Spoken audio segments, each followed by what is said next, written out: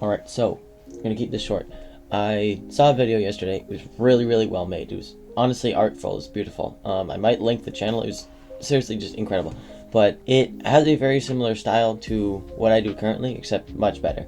And that got me thinking some kind of negative things, like why am I still continuing this channel? Why do I still post stuff? And then I had the thought of why am I being so negative about myself? And why am I comparing myself to that? And that's a thing a lot of people do for a lot of different stuff. Pretty much every area you're in where there are other people, there will be comparison. And for me, I realized this is something I do for myself. This is something I do for fun, for my enjoyment and fulfillment. Why am I comparing myself as if there's something on the line or something to be lost, So the thing I gleaned from that was inspiration and motivation. I kind of had to reframe stuff a little bit there. It wasn't my videos are worse. It was this is a new goal I can shoot for. If I can get my videos to become as good as this other one, that is going to be a huge benchmark. That's a huge sign of improvement. It's not that I'm failing because I'm not there. It's that I can reach there at some point if I keep doing what I'm doing. That's the key thing. Don't stop because someone else is better. Keep going so you can reach that level. Obviously, you're never going to reach it if you don't do anything, but that's always the feeling that we get when we're compared with a daunting, kind of overwhelming, superior person. We give everything up and stop because that seems too far away, that's too hard to attain, and we don't feel like we embody that. But we can, and if we continue doing stuff, we will. So that's the thing. Don't live with comparison as something to stop you. Use it for fuel. Use it to fire you, to motivate you. That's something where I know in the gym scape, that's a really powerful thing. For me, at least, I took up running, I took up lifting because I saw other people and realized the bar to become like them wasn't nearly as daunting as I thought it was. All I had to do was kind of jump into it, start, and then I would make progress. That was something where over time, very similar to videos, which I hope to improve because obviously this quality isn't great. Over time, you build stuff up. It's obviously not a snap and you're there kind of thing. It takes time, but improvement will happen if you dedicate yourself to looking for improvement and keep going at things, So that's the thing. Don't compare. Use it to further yourself. And then secondly, comparison obviously can be valuable, right? That's the thing that works to inspire.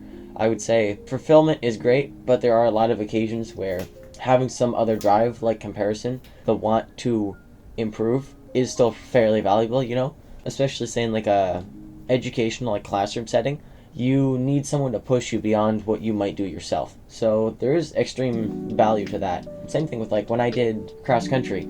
I definitely pushed myself harder on runs with teammates than I did any time whatsoever on my own. So you definitely need people to push the boundaries of what you can do, but don't stop because someone seems better, Giving up yourself because of others is strictly never the way to live.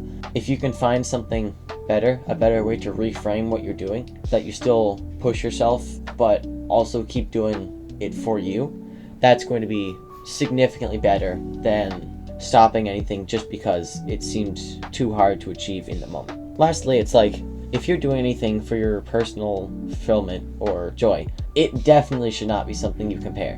That should be something solely that you do for yourself. And I'm reading this great book now. It's called Drive by Daniel Pink, and it has a very fun spin on motivation. It quantifies motivation into there's the very like primal motivation, motivation 1.0. Then we have the kind of carrot and stick, like reward for doing things motivation. That's 2.0. And then 3.0 is kind of this new and interesting idea that motivation can come as a result of our intrinsic motivation.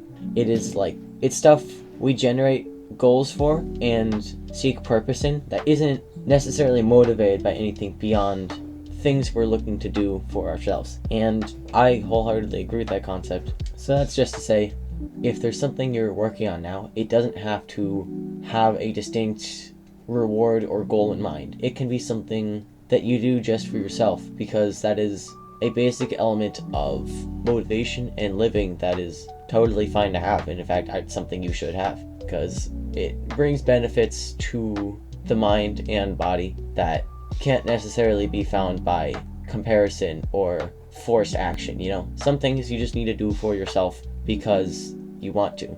And there's a freedom in that that's extremely important for anyone to have. That's pretty much it.